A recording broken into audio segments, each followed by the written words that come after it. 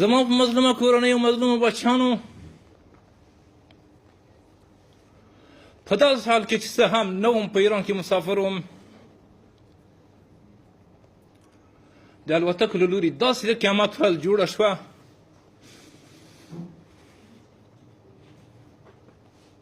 چې په تاریخ کې یې ساری نه درلود.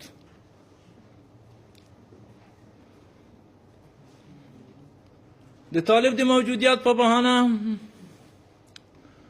داسې لوی لوی بمونه پرې وغورځول شول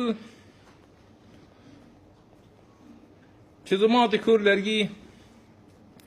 او لوټې ته 300 مترۍ پورې ورسېدې او زما میرمن 7 دانې بچیان او 4 دانې د کاکاګانو لورانې د بمونو په بارودو وسوځول شول او تر یو امبر لاندې خاورو لاندې شول او بیا برسېره پر دې مکمل یو ژوروز تر خاورې لاندې وو چې راغلو قواو هیچ چاته اجازه نه ورکوله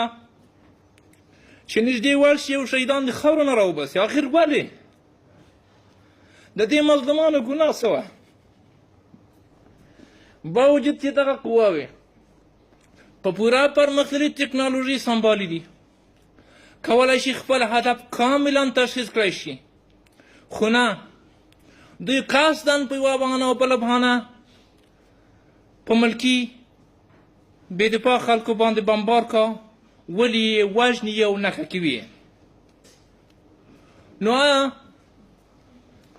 دا دولت د خپل ملت سره دا رقم رویه کول غواړي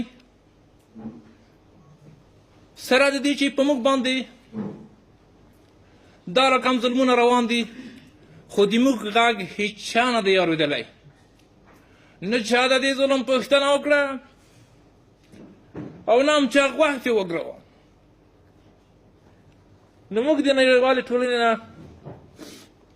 چې په دغه عرصه کې د بشریت لپاره کار کوه غوښتنه مو دا ده چې نور دا ظلمونه په دې ملت مظلوم ملت باندې بس شي